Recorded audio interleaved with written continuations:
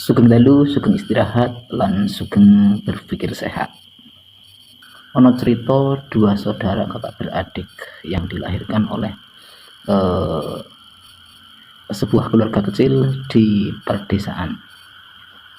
Dari dua sosok putra tersebut itu memiliki karakter yang sangat unik dan berbeda sekali.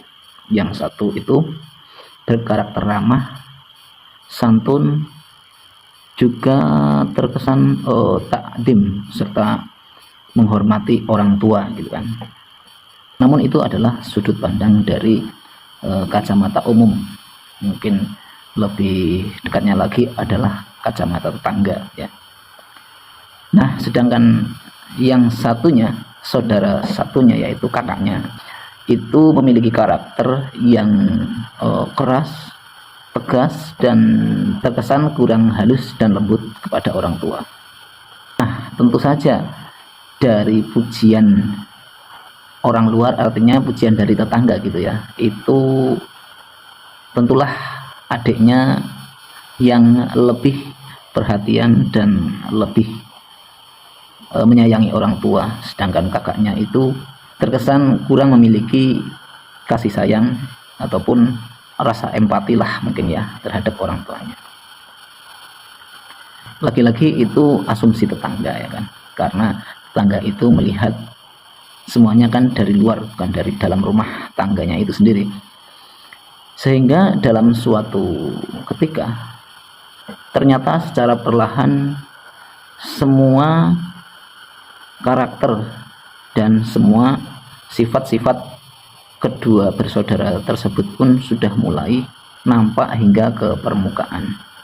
Artinya dua saudara itu pun karakter sesungguhnya itu sudah mulai terlihat, yang mana dibalik ketegasan kakaknya itu tersimpan karakter yang ikhlas dan apa adanya, sedangkan dari karakter si adiknya itu sendiri justru sering bermain dramatis, atau bisa dikatakan tersimpan karakter-karakter munafik, karena apa yang selama ini telah ia persembahkan, telah ia berikan kepada orang tua itu sebenarnya memiliki harapan ataupun pamrih yang signifikan ia harapkan. Sedangkan si kakaknya itu berperilaku dengan apa adanya. Ketika dia keras, ya karakternya memang keras, akan tetapi untuk membangun kedisiplinan. Nah, gambaran inilah yang menjadi filosofi untuk masuk ke pembahasan kali ini. Ketika kita memiliki tradisi yang mana sering kita lestarikan di kehidupan keseharian kita, yaitu tradisi cium tangan. Ketika kita mau menggali filosofi dari tradisi cium tangan itu, tentu saja kita harus lebih memaknai secara mendalam terhadap tradisi cium tangan itu sendiri. Terbentuknya ataupun terjadinya suatu tradisi itu tidak akan lepas dari arti atau makna kandungan serta esensi yang tersimpan di dalam tradisi itu sendiri. Artinya, ketika kita melakukan suatu ritual, entah itu cium tangan, entah itu ziarah kubur, entah itu yasinan, tahlilan, dan sebagainya, tentu saja itu lahir dari suatu kandungan makna. Kita lahir juga melalui alam kandungan, tidak beda jauh dengan tradisi itu sendiri.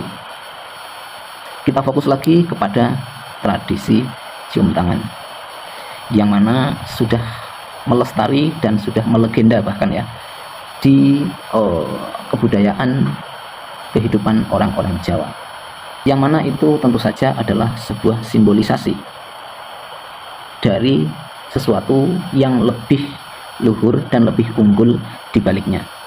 Karena jika kita lebih fokuskan lagi, untuk apa ada tradisi cium tangan, ya kan? Manfaatnya di mana serta filosofinya apa?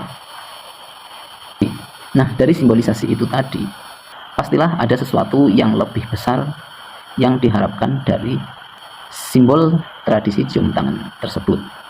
Tentu saja orang tua tidak cukup ketika anaknya hanya pandai mencium tangan, hanya pandai berjalan membungkuk, karena semua ritual yang kita lakukan itu adalah simbol, sedangkan di balik simbol itu sendiri ada kandungan makna yang sangat luhur dan sangat sakral sekali.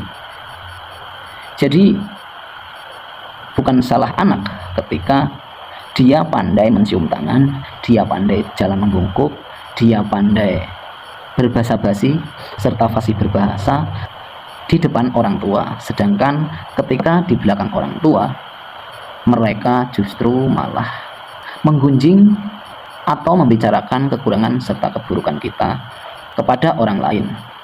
Sedangkan esensi dari ritual itu semua adalah agar anak kita itu lebih memproyeksikan atau mempraktekkan, mengamalkan wejangan-wejangan atau arahan ilmu yang kita berikan kepadanya. Jadi jangan terlalu berharap ketika kita hanya mengajarkan sebuah simbol, akan tetapi kita mengharapkan esensinya, karena itu menurut saya agak mustahil. Karena itu hanyalah simbol, tentu saja kepuasan orang tua itu ada di balik simbol tersebut.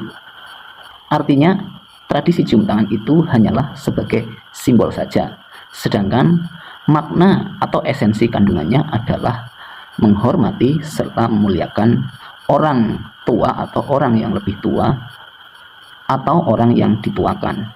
Ketika anak kita pandai mencium tangan, pandai berjalan dengan membungkuk dan sebagainya, tetapi tidak bisa memproyeksikan bagaimana cara menghormati, bagaimana cara menjunjung tinggi lan mendem jero orang tua atau orang yang lebih tua atau orang yang dituakan tersebut, itu sama saja nol besar.